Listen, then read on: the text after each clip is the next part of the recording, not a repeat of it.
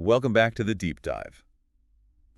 Okay, I want you to picture something for me. Okay. Usually when we start these things, we're talking about a hero on a mountaintop. Yeah. Right? Wind in his hair, sword up, ready to go. The classic fantasy hero pose, yeah. Exactly. But today we are starting in the mud. I mean, literally.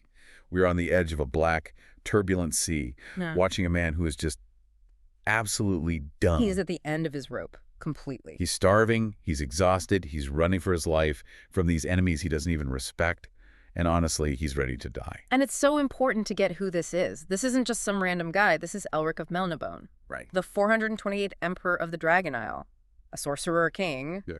And he is face down on a beach, seriously thinking about just ending it all. It sets the tone for this whole thing immediately. We are looking at The Sailor on the Seas of Fate by Michael Moorcock today, and we have a massive stack of sources because this book is, well, it's a trip. That's a good way to put it. It's not one story. It's three very different, very, very strange voyages packed into one volume. It really is. And you could argue this is where the Elric saga stops being just dark fantasy and properly becomes this kind of cosmic horror story. You find Elric at his absolute lowest point. He's lost everything. Everything that mattered to him.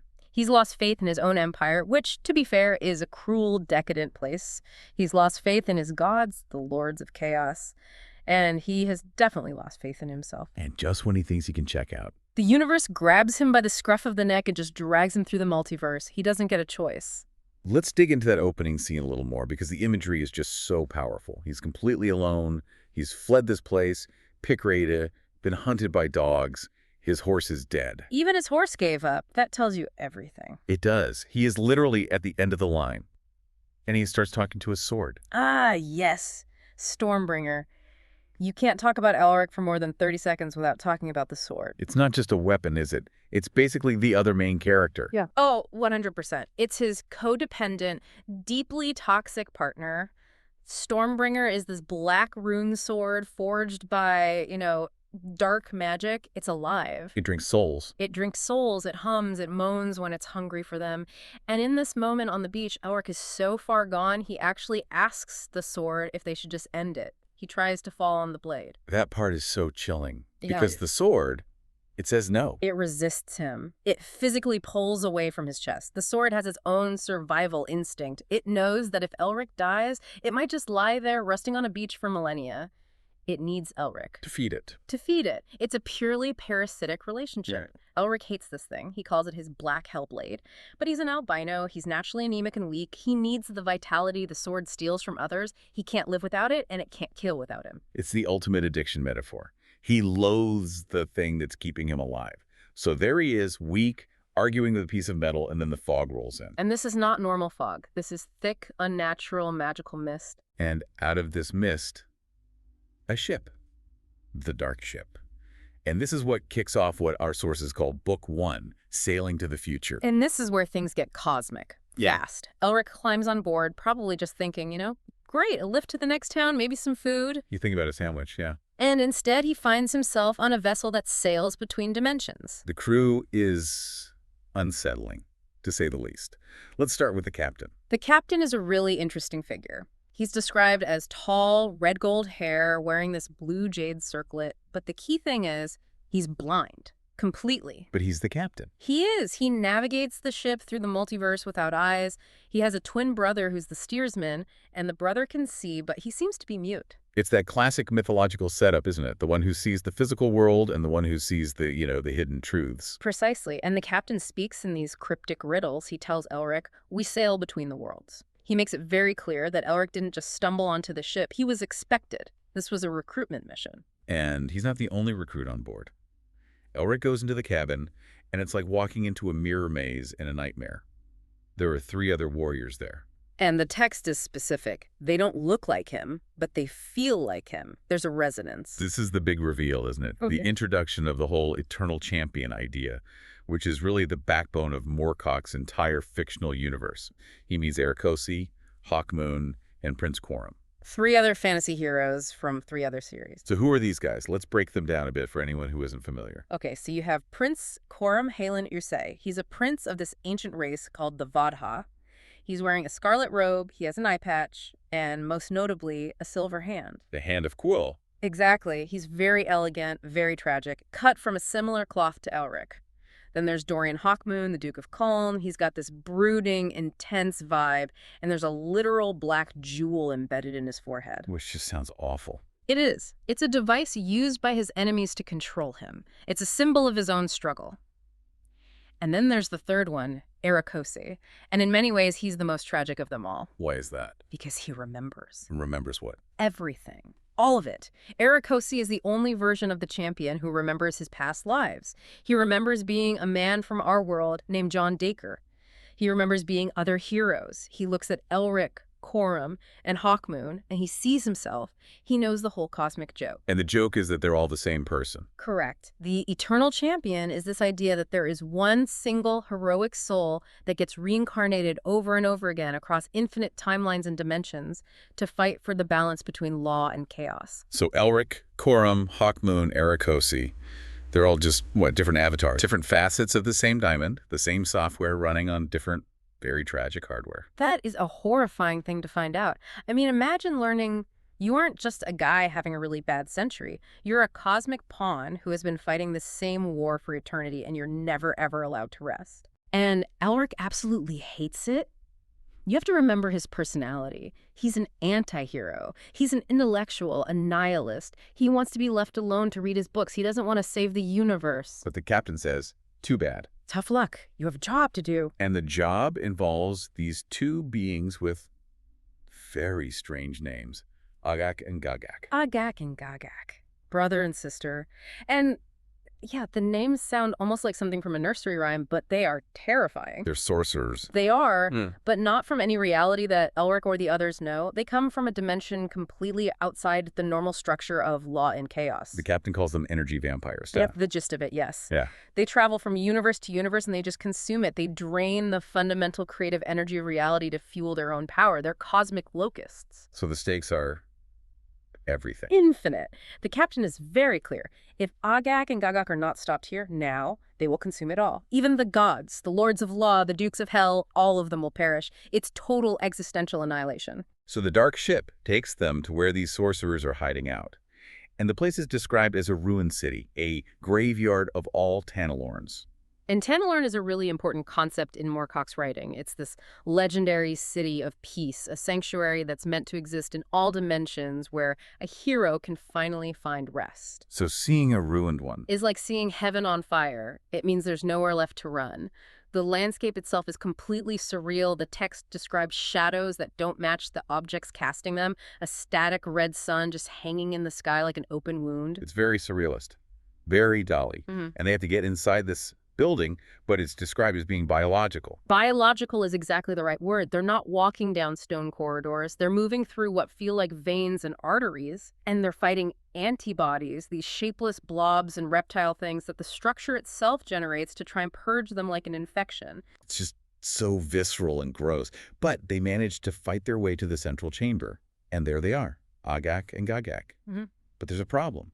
Elric draws Stormbringer, which can kill gods and demons, and nothing. It just bounces off. It's useless. These beings are from a reality where the rules of magic and physics are just different. A demon-forged sword from Elric's dimension means nothing to them, and this is why the captain brought these specific 4 heroes together.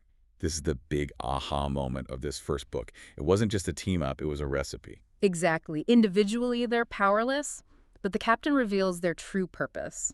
They must merge. They must become the 4 who are one. Can you describe this process? Because the source material gets pretty wild here. This isn't like a Power Rangers thing where they just hold hands and glow. No, this is straight up body horror. It is metaphysical trauma, and Elric fights it. He resists with everything he has, screaming, "I am myself!" That's his whole thing, his identity. Yeah. It's the only thing he has left. He is terrified of losing his individual self. But the crisis forces them together. The text describes their bodies literally dissolving into atoms and then reassembling into something new. Into what? A giant. A single being with 8 arms and 4 faces.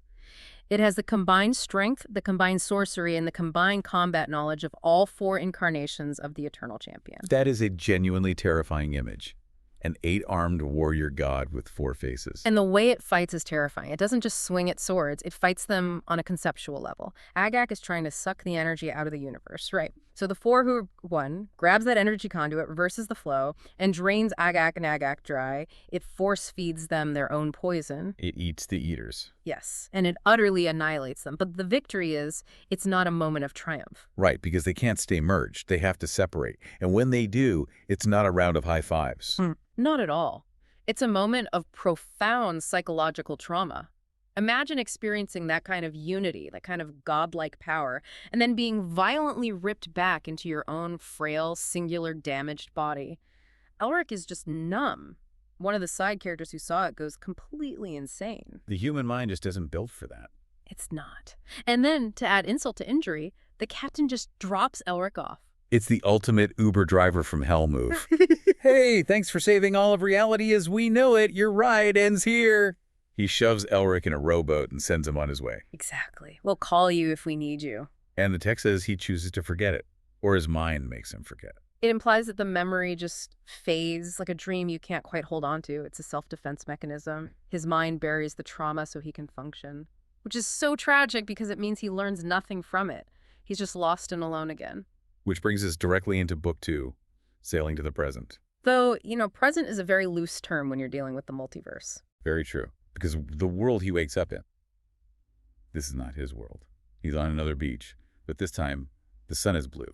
A blue sun. It casts this strange bruised light over everything. Elric's famous bone-white albino skin looks almost bluish. And it's quiet. The text makes a point of saying there are no birds, no insects. It feels like a dead world. So he climbs these cliffs and eventually finds a sign of life, a campfire. And this is where the tone shifts completely. We go from this high-concept cosmic horror to something more like a gritty, low-fantasy survival story. Who does he find at the fire? He finds a group of stranded soldiers, a real motley crew archers, pikemen from all different parts of the Young Kingdoms. They're basically pirates stuck in this limbo world, and their leader is one of the best characters in the entire book, Count Smiargan Baldhead. I love Smiargan. In a series packed with brooding, angst-ridden sorcerers, Smiargan is just a guy. A loud, bald, black-bearded sea captain with a big axe and a bigger laugh. He is the anchor to reality in this story. He's a sea lord from a place called the Purple Towns. He's practical, he's jovial, but he's also incredibly dangerous. He's the perfect foil for Elric. Elric is all philosophy and existential dread. Smiorgan is about gold, wine, and staying alive. But their first meeting isn't exactly friendly. Not at all. The soldiers are gambling, and Smiorgan throws a coin into the pot, a big gold coin, a golden wheel. And Elric recognizes it. Instantly. It's Melnibonian currency. Humans aren't supposed to have coins that big or that old. And Elric, being the arrogant emperor he is, immediately demands to know where Smiorgan got it. Which leads to a fight. Of course it does. The other soldiers realize Elric is a Melnibonian, and you have to remember, the rest of the world hates and fears Melnibonians. They call him a demon, and they all attack him. And this is where we see Stormbringer in action against normal people.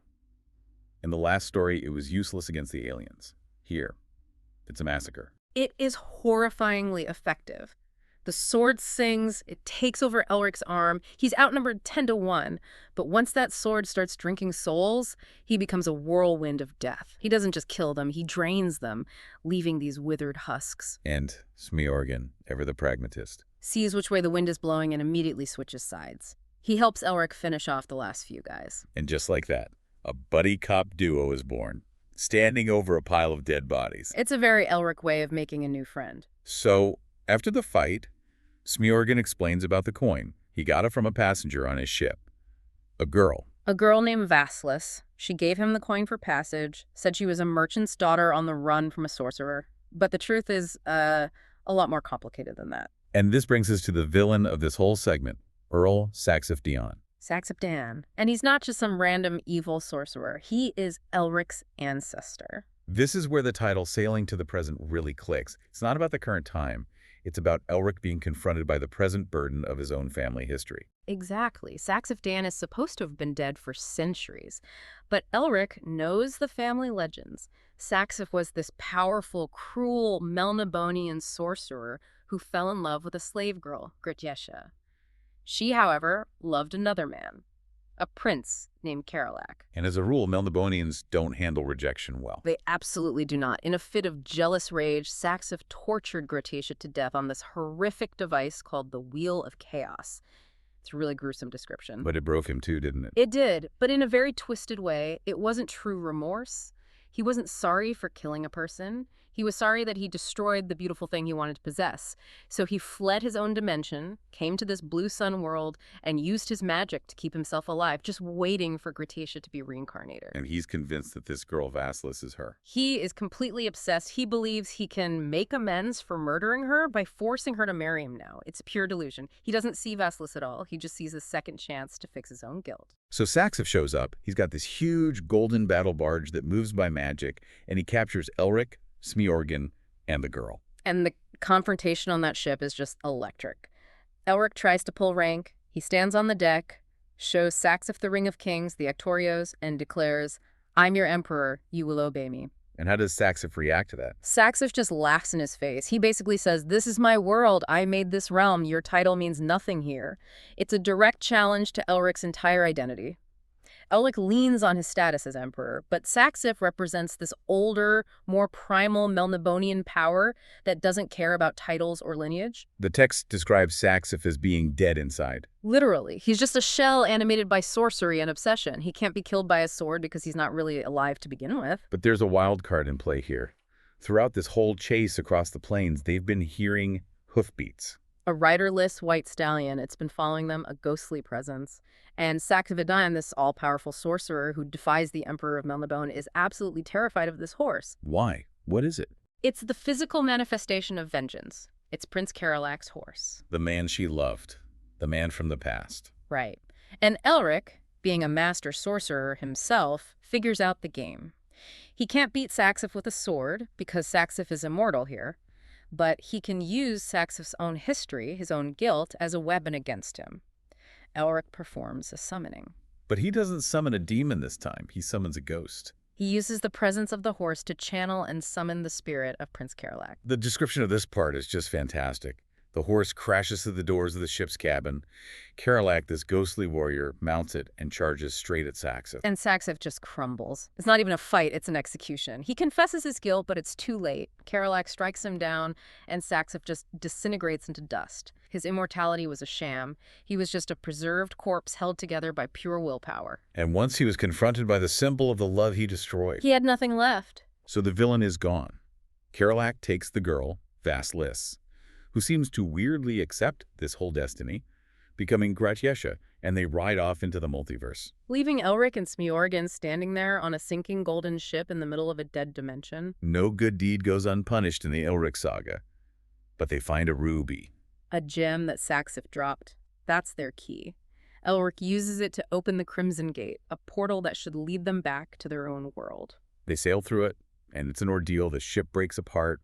The dimensional forces are tearing at them, and they get dumped out into the ocean. Which leads us perfectly into the final section of our deep dive, Book 3, Sailing to the Past. Elric just cannot catch a break. They're drowning in the sea, and they get rescued again. But this time, the rescuer is a man named Duke Evanastron. And Duke Aven is a very different kind of person from Smiorgan. Smiorgan is a rugged sea lord, a pirate at heart. Aven is a politician, an aristocrat, and an explorer from the Young Kingdoms. He's wealthy, sophisticated, and he is on a very specific mission. He's looking for a lost city. Rallin Karainai. Yes, the mythical city of origin for the Melnibonian race. The legend says that before they settled on the Dragon Isle and became the cruel, decadent empire everyone knows and hates, they came from this city on the nameless western continent. Aven's in it for the treasure, isn't he? He's obsessed with something called the Jade Man. He's a classic colonial explorer. He wants the fame of discovering the city, and he wants the Jade Man, a legendary giant statue of a god, supposedly with 2 massive, priceless gems for eyes. He's in it for the glory and the loot. But Elric's motivation here is what's really fascinating. He doesn't care about gold or gems. Not at all. Elric is searching for meaning. This is why the title is Sailing to the Past. He wants an answer to the question that haunts him. Why are my people monsters? Were we always this way, or did we devolve from something better, something more peaceful? He's looking for an excuse to forgive himself for being who he is. He's hoping to find proof that there was once nobility in his bloodline. It's a pilgrimage. So they form this uneasy alliance. Elric, Smiorgan, and Duke Aven. But the journey itself is a nightmare. First, They have to cross the boiling sea. And it is literally boiling. The water is steaming, bubbling. The description of the voyage is just miserable. The oppressive heat, the humidity, crew members dying of strange fevers, monsters erupting from the depths. It creates this atmosphere of absolute dread before they even get there. And when they finally cross the sea and sail upriver into the jungle, they are not exactly welcomed. They're attacked by these things called the reptile men. The book describes them as savages with feathery crests and long, stork-like legs. And Elric has this moment of pure horror. He looks at these vicious, monstrous creatures, and he sees a family resemblance. It cuts him to the core. He sees the shape of their faces, their limbs, and he thinks, are these my true ancestors? Are we just a more sophisticated kind of monster? It plays right into his deepest fear about his own nature. The attack on the river is brutal. These reptile men have crystalline discs that they throw like razors, and they're overwhelming the ship. The human crew is panicking. And this leads to one of the most incredible displays of sorcery in the entire saga. Swords and arrows aren't working fast enough. Elric knows they're all about to die, so he has to go nuclear. He summons the Insect Lord. See, I'm probably not saying that right, but yes, the king of the insects. I want to focus on the mechanics of this for a second because it's so different from the kind of magic you see in most fantasy. Yeah. He doesn't just, shoot a fireball from his fingers. No, it's not a video game. He doesn't have a mana bar. He has to chant. He has to remember these ancient, complex pacts his ancestors made thousands of years ago. He has to physically and mentally strain himself to contact this powerful being from another plane of existence. It is transactional. He is calling in a very old and very dangerous favor. And the result is pure nightmare fuel. The sky goes dark. And then these giant multicolored dragonflies, the size of horses, descend from the clouds. The sound is deafening, this buzzing and the clacking of their mandibles. And they don't just fight the reptile men. They swarm them, they carry them off, they eat them. It is a complete and utter massacre. And the reaction from Du Avon's crew tells you everything you need to know. They aren't cheering for their rescuer. They are terrified. They look at Elric with absolute horror. He saved their lives, yes, but he did it by summoning monsters to devour other monsters. It just reinforces his isolation. He is an alien among these men. Even Smjorgen, his friend, is visibly shaken. But they push on. They leave the ship and hike through the jungle, and finally they find it. Relin Karenea. And the first thing they all notice is the silence. No birds, no insects. Even the wind seems dead. Nature itself avoids this place. It feels wrong, and the city is a ruin. The architecture is alien, made of some smooth material that isn't stone or wood. And they find it. The Jade Man, the giant statue Avon was looking for. But it's blind. The priceless gem eyes, the entire reason for Avon's quest, are already gone. Someone beat them to it, maybe centuries, maybe millennia ago. Avon is devastated. But Elric is looking for answers, not treasure. He's trying to feel the history of the place. And he finds nothing. The city is just an empty shell. There's no great library explaining the history of his people. There's no spiritual revelation that they were once good. Just silent, empty ruins. It's a completely hollow victory. And then the trap snaps shut. The reptile men are back. They've followed them into the city. And this time, they're everywhere. The group gets cornered inside this strange red building. They're exhausted, they're outnumbered, they're desperate. So Elric decides to play his final card. The ultimate trump card. He calls on his patron god, Ariak. Ariak, a duke of hell, one of the most powerful lords of chaos, the patron deity of the Melnibonian emperors. Elric has a direct pact with him. He screams out to Ariak to save them. And this is the pivot point of the entire book, maybe the entire series. Ariak answers him. He manifests, but he doesn't bring hellfire to destroy Elric's enemies. He just speaks to Elric, and he refuses to help. That was just shocking to read. You expect the dark god to demand some terrible sacrifice, blood, a soul, something, but he just says no. It's worse than that. It's a conditional no. Ariak says, I have a greater destiny for you, Elric. He implies that Elric is a valuable piece on the cosmic chessboard, and he can't be allowed to die here. But Smjorgen and Avon, they're pawns. They're expendable. So he tells him to abandon them. He says, abandon them. Use your own power to escape alone, and I will shield you. It is the ultimate test of Elric's character. His god is offering him his life, but the price is betraying his friends. And Elric says no. I am myself. He uses that same phrase again. He does. It's his act of rebellion. He refuses to be a puppet who sacrifices his friends just because his god tells him to. In that moment, he chooses his loyalty to Smjorgen, a mortal human pirate, over his obedience to his divine patron. It's an incredible heroic moment. but the source material just leaves us hanging right there. It does. It's a brutal cliffhanger. They're trapped. Their god has abandoned them. The monsters are breaking down the door. And the book ends with Elric just putting his hands to his face in despair. It's a tough place to stop. But when you look at all three of these voyages together, sailing to the future, the present, and the past, it paints this incredibly complete and incredibly bleak picture of who Elric is. It really does. It's a total deconstruction of the classic hero's journey. Normally the hero goes on a quest, finds a magic sword, learns a great truth, and comes back stronger and wiser. Elric goes on 3 quests and just comes back more traumatized each time. Exactly. Let's recap it. In the future segment, he learns his individual soul is a lie, and he's enslaved to an eternal war. So he loses any hope for a peaceful future. Right. Then in the present segment, he's forced to confront his monstrous ancestor and sees the cruelty and obsession baked into his own bloodline. He loses his pride and his heritage. And finally, in the past segment, he goes looking for a noble origin story for his people and finds nothing but silent ruins and more monsters. So he loses any hope for redemption through history. It's so bleak. It is bleak. But I think that's why this story matters. That's the so what of this whole deep dive. Because despite all of that, despite the universe being cruel and random, despite his gods being manipulative, and despite his own ancestors being monsters, Elric keeps fighting. He fights for his friends. That's what it comes down to in that final moment. Exactly. He could have left Smiorgan and Avon to die. It would have been the logical, smart thing to do. It's what a traditional Melnibonian emperor should have done, but he didn't. That tiny spark of humanity, that refusal to completely give in to the nihilism, that's what makes him a hero. Not a good hero, maybe, but a compelling one. Oh, definitely not a good hero. He's a man who summons insects to eat people and literally drinks souls with his sword. But in the end, we root for him because he won't leave his buddy behind. That's it in a nutshell. In this huge cosmic war between absolute law and absolute chaos, Elric is trying to carve out a little space for something as simple as human friendship. And he usually fails, but the fact that he keeps trying is what counts. We have covered a massive amount of ground today, from the edge of the multiverse to the boiling seas of the distant past. It's an incredibly dense book. Moorcock packs more wild ideas into 100 pages than most authors put in an entire trilogy. Before we wrap up, I want to leave you, our listener, with one last thought. We spent a lot of time talking about Elric's search for his origins. He wanted to find something good or noble in his past to justify his own existence, and he failed completely. A deeply disappointing pilgrimage. Right. So here's the question I want you to mull over.